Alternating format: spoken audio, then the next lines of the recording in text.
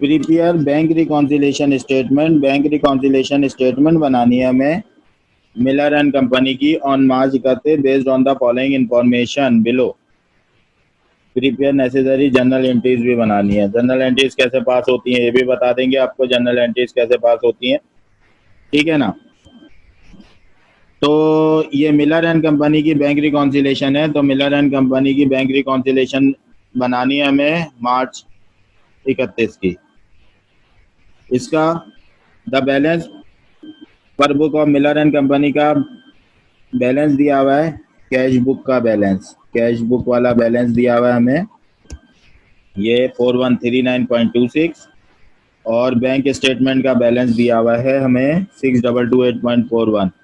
उसके बाद कुछ एरर आइडेंटिफाई हुए हैं जिसको हमें रिकॉन्साइल करना है, और उसके बाद इसकी एडजस्टमेंट करके हमें बैलेंसेज एडजस्टेड बैलेंस निकालने हैं, वो बैलेंस इक्वल आ जाएंगे। सही है। बैंक रिकॉन्सिलेशन में ये कहना होता है जो भी चीज़ें होती हैं, जो एरर्स होते हैं उसको आइडेंटिफाई करके उसकी एडजस्टमेंट करते हैं, और जो स्टेटमेंट फॉर्म होती है वो बैंक रिकॉन्सिलेशन स्टेटमेंट कहलाती है, ठीक है ना। मिलर एंड कंपनी का सवाल है, इसका सबसे पहले आ जाते हैं।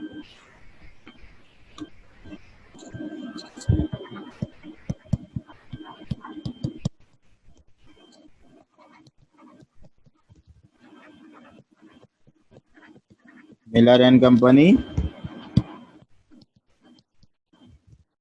Bank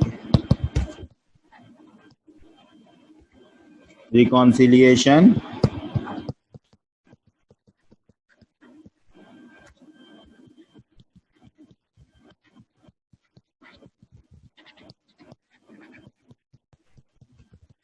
for the month of March, date है 31, कोई सा भी है, तो इसकी बैंक रिकॉन्सिलिएशन करेंगे हम, ठीक है ना।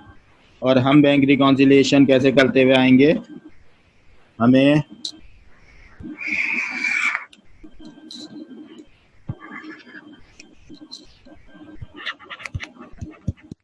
कैश बुक और बैंक स्टेटमेंट या बैंक बुक।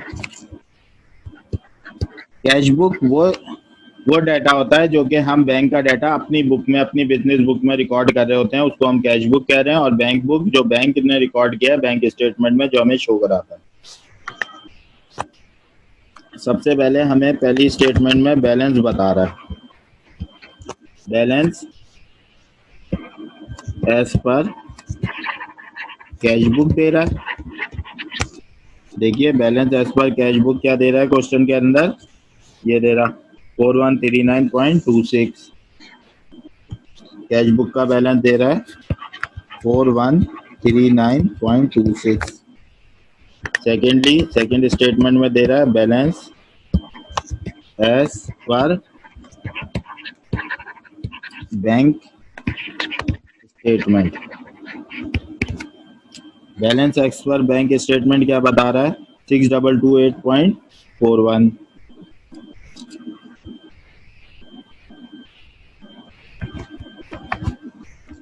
सिक्स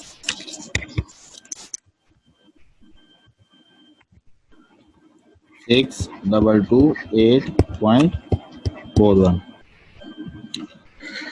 ये हमें सवाल में बैलेंसेस गिवन थे। पहली और थर्ड स्टेटमेंट में क्या कह रहा है, accompanying the bank statement was a check of WW Ward for 94.52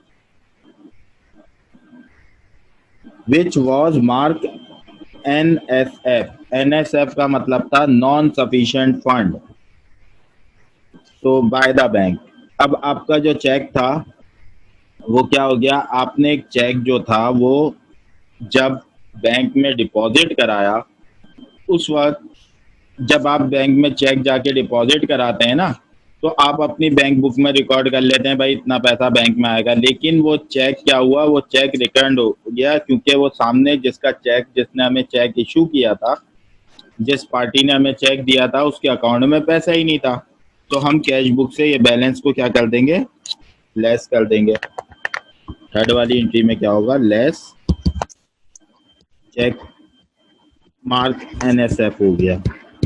non sufficient के वन की वजह से चेक के पैसे रिकॉर्ड नहीं हुए। तो हमने तो वो पैसे अपनी जो बिजनेस रिकॉर्ड बुक थी कैश बुक में उसमें ऐड कर लिए थे, उसको हम लेस कर देंगे। अब लेस वाली चीज कैसे लिखते हैं वो हम ब्रैकेट में नोट करते हैं। 94.52 हमने लेस कर दिया, सही है। चौथी वाली स्टेटमेंट देखते हैं। फोर्थ स्टेटमेंट में क्या हो रहा है, cheque outstanding as of March 31 were as follows. Outstanding cheque है, सही है ना। आउटस्टैंडिंग चेक है कौन कौन से, C94 उसके पैसे हैं 1052.27 और एक और चेक है C98 जिसके पैसे हैं 1232.00। ये दो चेक हैं जो कि आउटस्टैंडिंग है। आउटस्टैंडिंग चेक क्या होता है भाई, आउटस्टैंडिंग चेक वो होता है कि जिसके अंदर आपने बैंक आउटस्टैंडिंग चेक हमारा बैंक बुक से लेस हो जाता है। तो बैंक स्टेटमेंट के बैलेंस में से हम इस बैलेंस को लेस कर देंगे। आउटस्टैंडिंग चेक है ये, सही है। तो आप क्या करेंगे, फोर्थ में लेस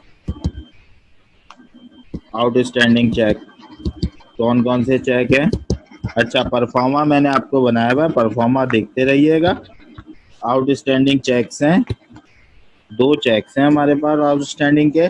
कौन कौन से दो चेक हैं, एक का नंबर था C94 जिसकी अमाउंट थी 1052.27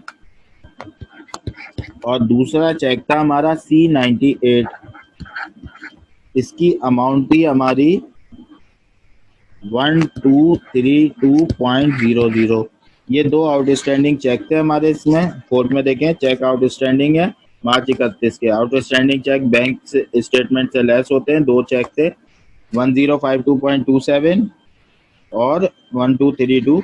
ये दोनों चेक को आप प्लस कर लें और बैंक से इसका अमाउंट जो है वो लेस कर दें। इन दोनों को कैलकुलेटर में प्लस किया मैंने, ये आ गया 2284.27। आउटस्टैंडिंग चेक हमारे क्या होते हैं, आउटस्टैंडिंग चेक बैंक बुक से लेस होते हैं या बैंक स्टेटमेंट से लेस होते हैं। आगे चलते हैं सवाल की तरफ। चौथ के बाद पांचवी स्टेटमेंट क्या है, also accompany the bank statement for the paid cheque for 44.5 of गुलर कंपनी। अब क्या हुआ भाई, बैंक स्टेटमेंट में क्या हुआ कि हमने बैंक स्टेटमेंट में अब आपके पास ये एरर रिकॉर्ड हुआ है। Also company the bank statement was paid for, bank statement ने पैसे पे करे थे किसके, गुलर एंड कंपनी के। तो एक जैसे नाम थे, मिलर एंड कंपनी, गुलर कंपनी, तो गुलर कंपनी के पैसे आपके पास हो गए, ये एरर आया, ये बैंक स्टेटमेंट में ऐड होंगे ये पैसे। पांचवे में, फिफ्थ वाली में हमारे पास ऐड होगा रिकॉर्डिंग एरर।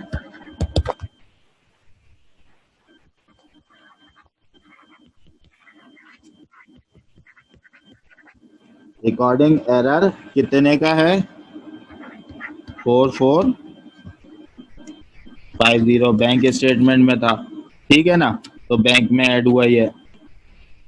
आगे हम सवाल की तरफ चलते हैं।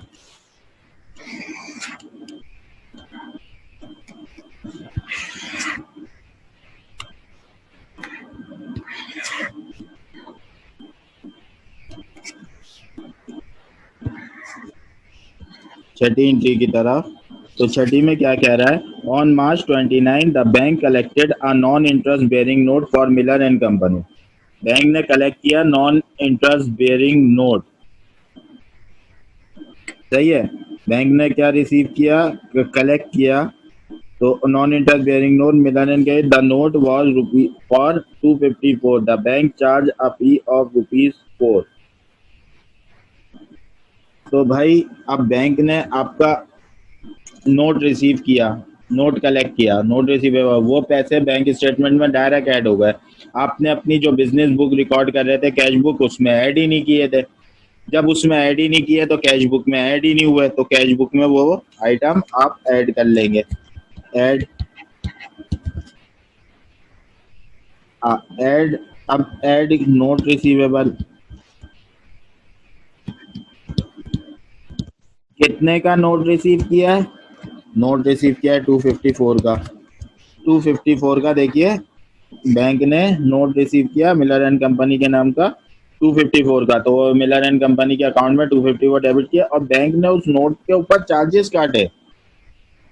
इसी एंट्री के अंदर बैंक ने बैंक चार्जेस काटे हैं 4 रुपए के। सही है, तो 254 ऐड करेंगे छठी में और लेस करेंगे bank charges. Bank charges less करें 4 रुपए के। ठीक है, ये तो हो गई हमारी छठी स्टेटमेंट। सेवेंथ स्टेटमेंट में क्या हो रहा है? A deposit of rupees 409.40, a deposit of dollar 409.4 was in transit. Transit का मतलब अभी रास्ते में। It had been mail to the bank on March 31। आपने 31 मार्च को वो बैंक में जमा करा दिए थे, तो उस वक्त आपने अपनी कैश बुक में तो ऐड कर लिए थे, बिजनेस बुक में ऐड कर लिए थे कि बैंक में इतने पैसे डाल दिए मार्च 31 को। लेकिन आपने मार्च 31 को कर लिया, बैंक में क्या हुआ? बैंक ने अब तक उसको क्लियर ही नहीं करे, कोई वजह थी, अब तक अकाउंट में मौजूद नहीं है। तो वो अकाउंट में आएंगे तो बैंक में ऐड हो जाएंगे। ठीक है ना? तो आप इसको सेवेंथ वाले में ऐड कर लेंगे बैंक के अंदर। डिपॉजिट इन ट्रांजिट, जब आपने इसको इस चेक को बैंक में जमा कराया मार्च 31 को, तो वो मार्च 31 को आपके अकाउंट में नहीं आया, वो बाद में आया अकाउंट में। तो स्टेटमेंट तो 5/31 तक की थी, तो वो बैंक बुक में ऐड नहीं हुआ। लेकिन आपने अपनी बिजनेस बुक में इस वजह से रिकॉर्ड कर लिए थे क्योंकि आपने मार्च 31 में जब चेक भिजवाया बैंक में, तो आपने उस वक्त ऐड कर लिया। तो अभी आप बैंक बुक में ये अमाउंट ऐड कर लेंगे क्योंकि ये आ जाएगा बैंक स्टेटमेंट के अंदर। 409.40 का अमाउंट है। देखें 409.40। 8 वाली एंट्री में क्या हो रहा है? 8 वाली में कह रहा है in recording a $120 cheque received on account from a customer. अब डायरेक्ट चेक रिसीव्ड हुआ है, 120 का चेक रिसीव हुआ अकाउंट के अंदर कस्टमर की तरफ से Barton company. The book keeper for Miller and company erroneously listed the collection in the cash receipt general as 12. The check appeared correctly among the deposit on the March bank statement. देखिए, bank में check आया आपकी एक company की तरफ से, Barton company की तरफ से, आपने अपना बैलेंस रिसीव किया 120 का। लेकिन आपने जो बैंक की रिकॉर्ड, आपकी जो अपनी बिजनेस बुक थी रिकॉर्डेड की, उसके अंदर आपने 120 की जगह 12 ऐड कर लिया। सही है ना? एरर आ गया आपसे, तो वो एरर को रेक्टिफाई करोगे आप बैंक बुक में 108 को कैश बुक में, जो कैश बुक आपकी बिजनेस की बुक है उसके अंदर 108 और ऐड कर लोगे ताकि आपका वो 120 हो जाए दोनों तरफ। Add recording error. Cash book में आपने कितना ऐड कर लिया था? 12, तो 108 और ऐड कर लोगे आप इसके अंदर, तो ये 120 जैसा बैंक स्टेटमेंट में आया वैसे ही कैश बुक में आ गया। नवी एंट्री क्या कह रही है? नवी एंट्री कह रही है 9th entry, the service charges on the account for March amounted to rupees 4.70। A debit memo on this amount was written with the bank statement. आपकी बैंक अकाउंट के सर्विस चार्जेस कटे नवी में लेस, बैंक ने अपने charges काटे कितने? Bank charges deduct हुए account में से कितने, जो कि आपने कैश बुक में रिकॉर्ड नहीं करे, वो कर लिए। ठीक है, ये 9 तरह सारी की सारी आपने एडजस्टमेंट कर ली। अब आप इसका दोनों तरफ का टोटल करें। पहले कैश बुक का टोटल करें, कैलकुलेटर ले लें, कैश बुक का टोटल करें और मुझे चैट पे बताइए क्या आ रहा है कैश बुक का टोटल।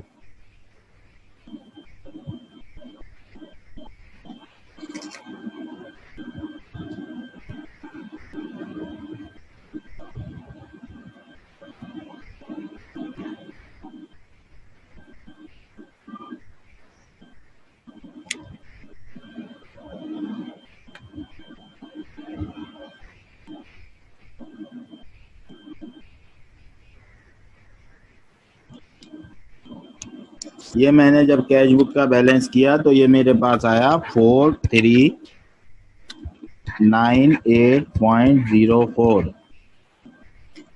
ठीक है भाई। अब मैं बैंक स्टेटमेंट या बैंक बुक का टोटल करता हूँ। बैलेंस था 6228.41, डिडक्ट करे 2284.27, प्लस करे 44.50, प्लस करे 409.40, तो कितना आ गया? ये भी आ गया 439।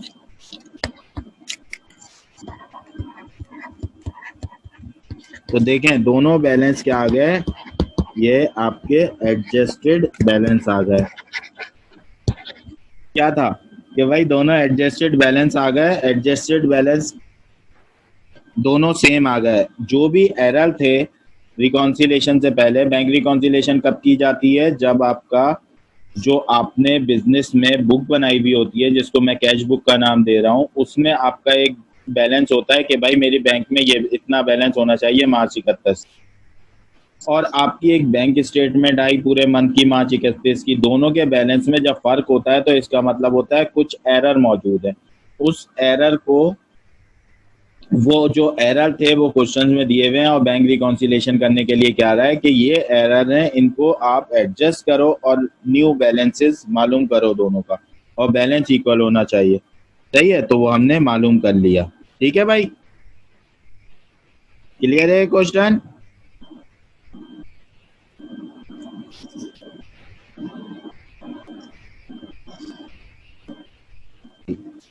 एंट्रियां कैसे बनी है आपकी?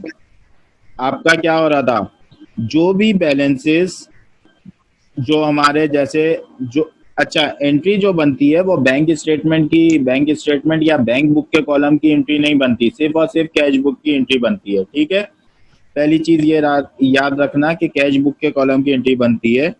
जो चीजें ऐड हो रही होती हैं वो क्रेडिट हो जाती हैं, जो चीजें लेस हो रही होती हैं वो डेबिट होती हैं। ठीक है, पहली एंट्री में देखो, अगर आप लेस वाली चीजें देखो तो हमारे पास स्टेटमेंट के अंदर एक थर्ड वाली एंट्री में 94.52 लेस हो रहा था, सही है, 6 वाली में 4 लेस हो रहा था, और 9th वाली में 4.70 लेस हो रहा था। ऐसे ही लेस हो रहा था, सही है। तो ये देखो अकाउंट रिसीवेबल 19 आपको अकाउंट रिसीवेबल रिसीव करना था बैलेंस, उसका चेक आया था, जो कि चेक क्या हो गया था, वो चेक डिफ्यूज हो गया था, बैंक ने उसे रिजेक्ट कर दिया था, तो वो अकाउंट रिसीवेबल वैसा का वैसा खड़ा रहा, कलेक्शन चार्जेस आ गए, सर्विस चार्जेस आ गए, और बैंक क्रेडिट हो गया। सही है भाई, एंट्रियां क्लियर है? हाँ भाई, एंट्रियां क्लियर है? आवाज नहीं आ रही है मुझे भाई। एंट्रीज क्लियर है सन्मुख दास? सर फर्स्ट सेकंड वाली में थोड़ा समझाएं। हाँ, सेकंड वाली वापस से The cash transaction and cash balances in cash book and bank Fauzan limited का सवाल है। सही है, बैंक स्टेटमेंट का बैलेंस यस दे रहा सर। है। ठीक है, a company cash account at the end of August, अगस्त का स्टेटमेंट है, अगस्त का। तो ये जो बैंक स्टेटमेंट का बैलेंस है ये आ गया बैंक स्टेटमेंट का बैलेंस, सही है, और ये कैश अकाउंट ये आ गया हमारा कैश बुक का बैलेंस। ठीक है, थर्ड वाली एंट्री में bank statement shows charges, bank service charges है जो कि कैश बुक सर्विस का चार्ज। चार्ज है। ठीक है, यस सर। इस सवाल को बनाते हैं, बनाओ स्टेटमेंट। इस सवाल की जरा स्क्रीनशॉट ले लो ताकि आप लोगों के पास भी सवाल हो, सवाल देखते जाओ, मैं एक स्टेटमेंट बनाता हूँ ताकि आप लोगों को समझ आती जाए, फिर स्टेटमेंट ले लेना। ठीक है, यस सर। अल्फौजान लिमिटेड का सवाल करते हैं। आवाज आ रही है ना सबको?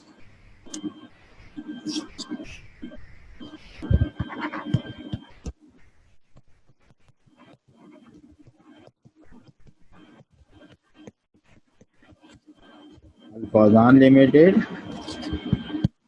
Bank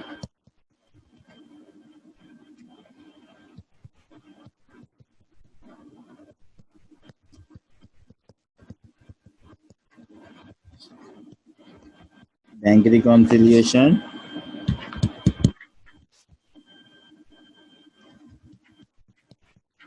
for the month of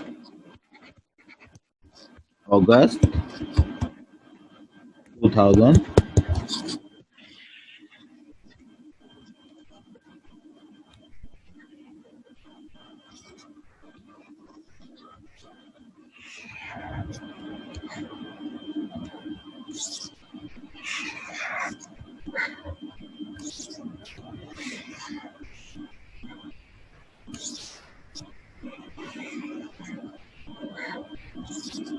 cash book, मैंने बताया कैश बुक का ये वो बैलेंस है जो कि, और बैंक बुक बैंक स्टेटमेंट वाला बैलेंस है, बैंक बुक। ये जो बैलेंस होता है ये बैंक स्टेटमेंट वाला बैलेंस होता है, बैंक स्टेटमेंट में जो होता है काम। और ये जो होता है ये बिजनेस, जो आपकी अकाउंट की बिजनेस बुक बन रही होती है, ये कैश बुक है। सही है ना। तो सबसे पहले आपको ऊपर जो दिए हुए हैं बैलेंस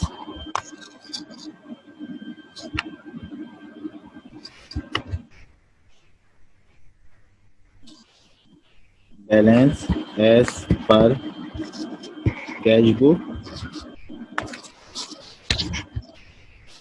ऊपर देखते हैं सवाल के अंदर। पहले हमें बैंक स्टेटमेंट का बैलेंस दिया हुआ है 3490। अबू बकर थोड़ा सा मैं भी पढ़ूंगा तुम भी पढ़ेंगे, सवाल करते हैं उसके बाद नमाज। सही है ना। Balance as per bank statement, balance as per bank statement कितना दिया हुआ है भाई सवाल के अंदर देखेंगे 3490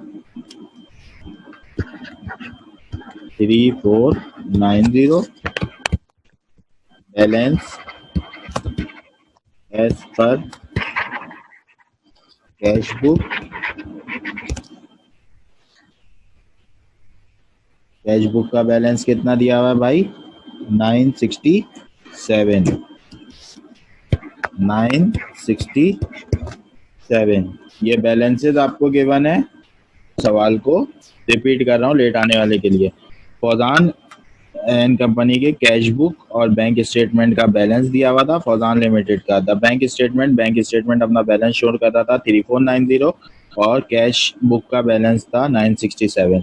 तो हमने यहाँ अपनी स्टेटमेंट बनाई फौजान लिमिटेड की बैंक रिकॉन्सिलिएशन अगस्त के महीने की, कैश बुक जो कि हमारी बिजनेस बुक होती है, बैंक बुक बैंक स्टेटमेंट होती है।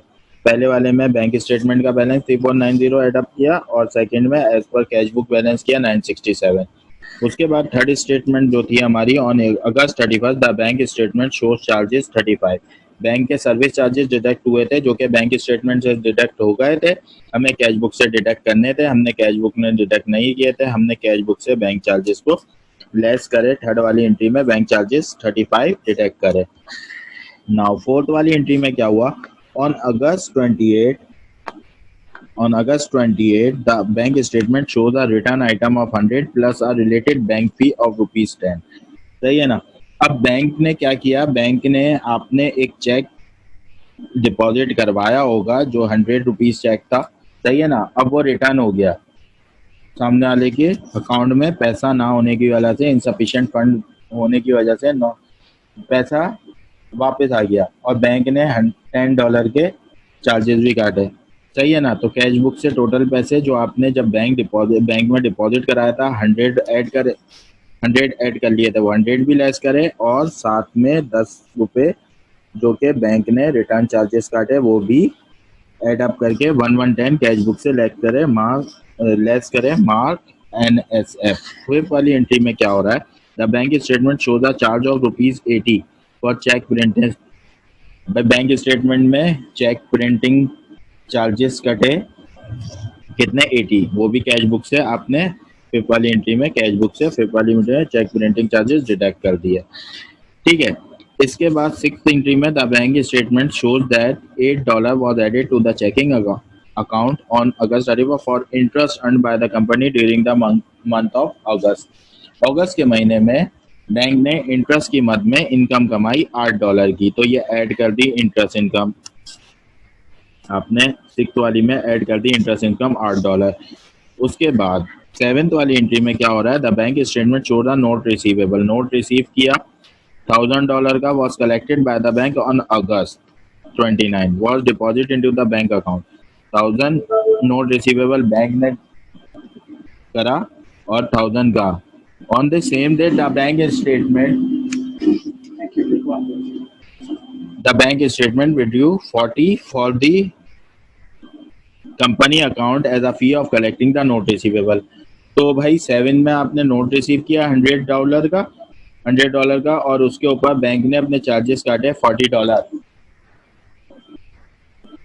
तो आपके पास सेवेंथ वाली में क्या हुआ भाई, सेवेंथ वाली में आपने ऐड करा नोट रिसीवेबल $1000 का और सेवेंथ वाली में लेस करे नोट कलेक्टिंग चार्जेस $40 के लेस कर दिए। आठवीं वाली एंट्री में क्या हुआ था, आठवीं वाली में during the month of August the company wrote cheques totalling more than 50,000, company ने अगस्त के महीने में 50,000 से ज्यादा के चेक लिखे। उनमें से एक चेक अगस्त 31 की डेट का 3021 का रिटर्न इन क्या भी क्लियर नहीं हुआ, हैड नॉट क्लियर, एंड 200 एक चेक 200 का वो भी जून के डेट का आपने काटा था जो कि क्लियर नहीं हुआ। 50,000 के चेक जो काटे वो सब आपने डिटेक्ट कर दिए क्या अपनी बिजनेस बुक से।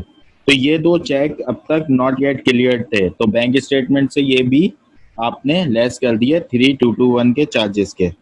तो आपके ये दोनों चेक जो आउटस्टैंडिंग चेक हैं 3021 और 200 जब ये पोस्ट होंगे बैंक में जाएंगे तो ये भी बैंक स्टेटमेंट से अमाउंट डिटेक्ट हो जाएगा 3221 का।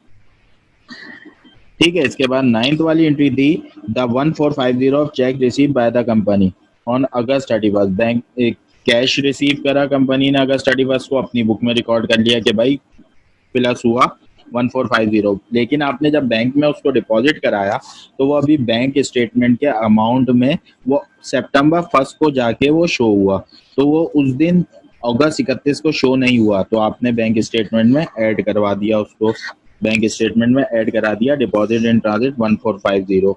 इसके बाद आपका एक 10वीं वाली एंट्री में ट्रांसपोजिशन एरर था कि एक अमाउंट थी, आपने कैश सेल रिकॉर्ड की थी 145 से, लेकिन बैंक स्टेटमेंट में वो डिपॉजिट हुआ था 154 से। ठीक है ना, तो इन जब आपने रिव्यू किया ट्रांजैक्शन को वो तो करेक्ट अमाउंट 154 ही थी, तो आपने अपनी बिजनेस बुक में या कैश बुक में 9 कम रिकॉर्ड किए थे, तो वो रिकॉर्डिंग एरर को आपने एडजस्ट किया और वो ऐड करा रिकॉर्डिंग एरर 9 से। तो आपने फिर उसके बाद टोटलिंग की तो आपका एडजस्टेड बैलेंस दोनों तरफ का एज पर बिजनेस बुक और as per bank statement equal आ गया।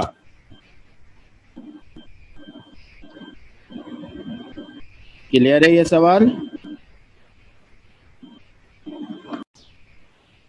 ये मैंने वापस से समझाया लेट कमर्स जो जिन्होंने लेट आके ज्वाइन किया था उन लोगों के लिए। क्लियर है सबको ये सवाल? हाँ भाई क्लियर है?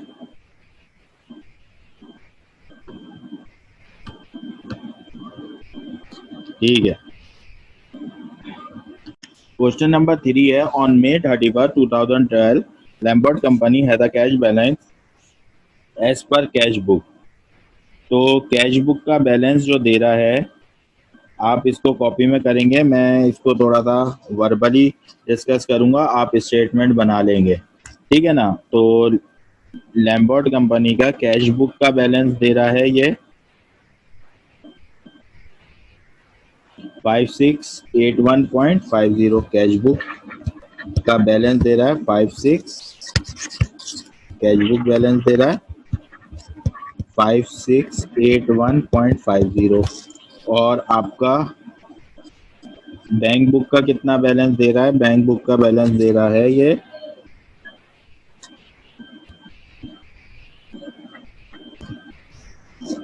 द कैश बुक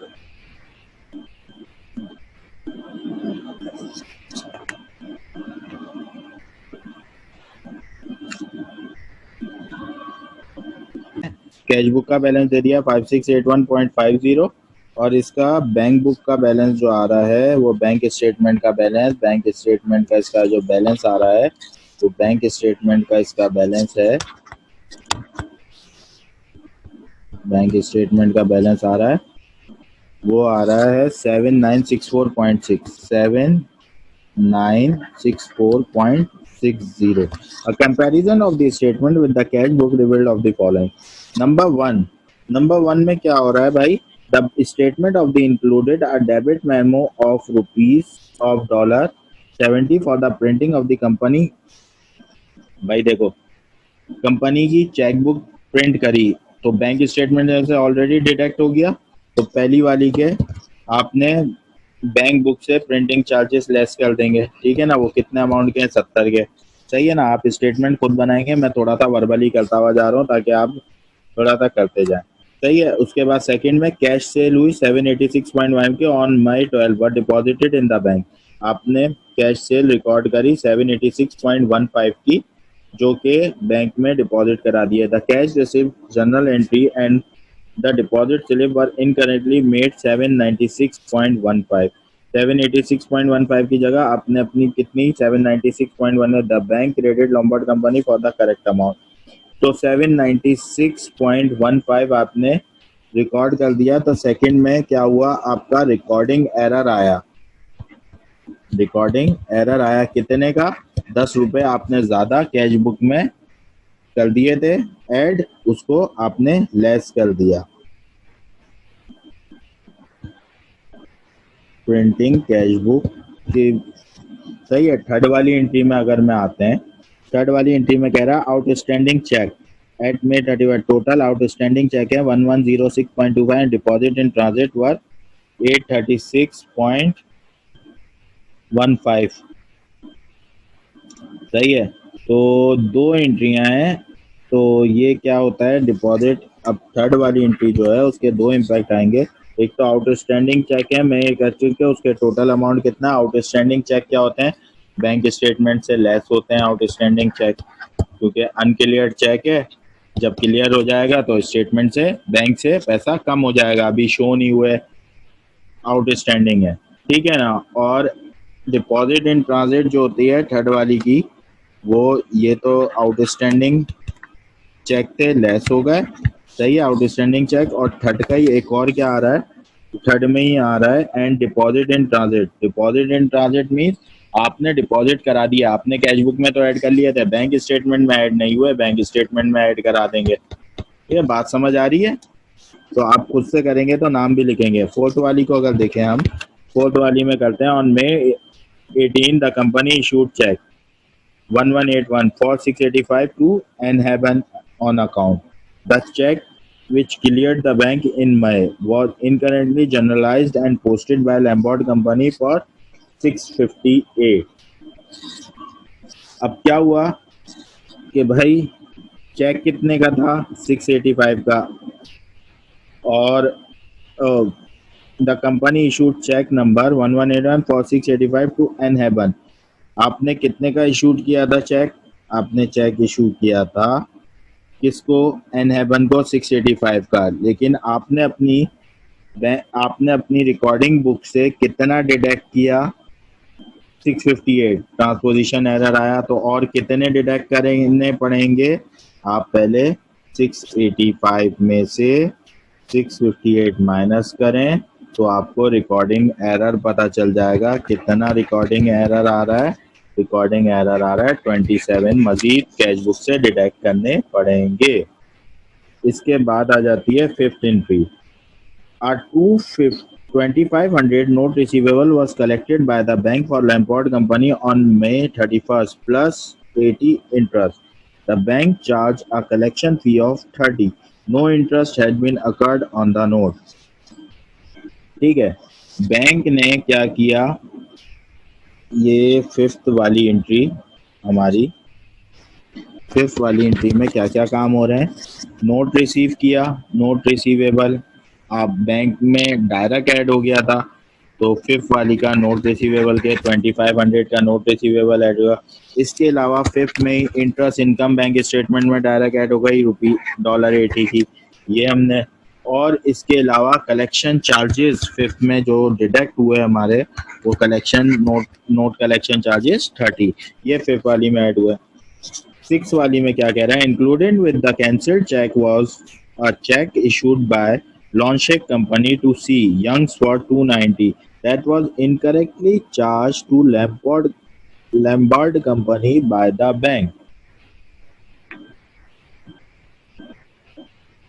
सिक्स्थ वाली एंट्री में क्या हुआ कि भाई एक चेक था जो कि आपका मतलब included with the cancelled check was a check issued by Launchek Company to C Young for 290 that was incorrectly charged to Lambert Company। तो बैंक स्टेटमेंट में ये इनकरेक्टली चार्ज हो गया है, तो बैंक स्टेटमेंट से ये अमाउंट लेस कर देंगे 290, सही है, क्योंकि ये जब रिकॉन्सिलेशन करेगा बैंक अपनी तो वो भी डिडक्ट कर देगा। और उसके बाद सेवेंथ वाली एंट्री में क्या हो रहा है, सेवेंथ वाली ने on May 31 the bank statement showed and non sufficient fund. NSF का मतलब क्या होता है, non sufficient fund charge of ₹140 for a cheque book issued by UK John अ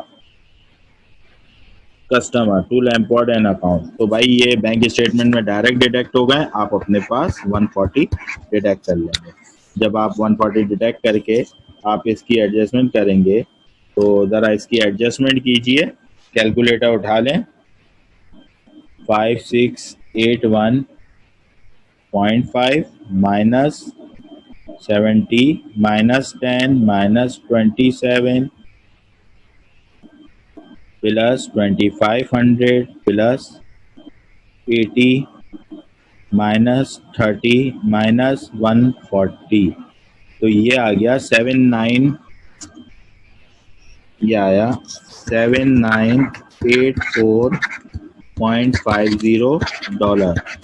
और इस तरफ बैंक स्टेटमेंट की साइड का अगर टोटल करें तो ये 7964.6 प्लस माइनस 1106.25 प्लस 836.15 माइनस 290,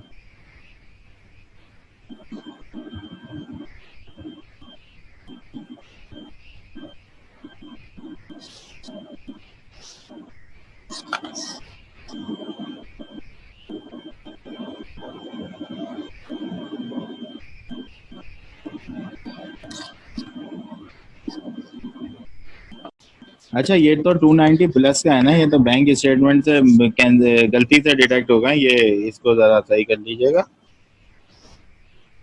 इसको करें। टोटल नहीं कर रहे क्या आप लोग, टोटल कीजिए बेटा।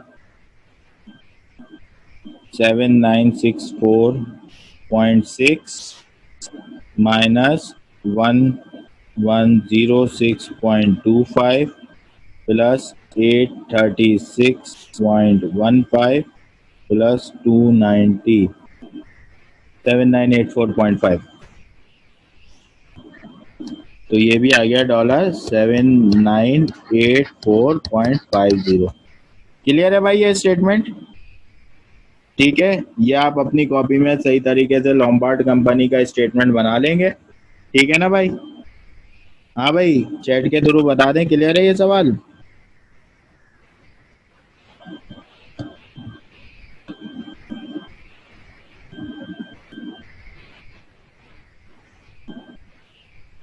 ठीक है, अच्छा भाई आज की क्लास हम यहीं ख़त्म कर रहे हैं, ठीक है ना। तो ये सवाल को, लॉम्बार्ड कंपनी वाले सवाल को थोड़ा सा अच्छे से उतार लीजिएगा, और इसके नीचे जो एक और सवाल दिया हुआ है ज़रा स्क्रीनशॉट ले लें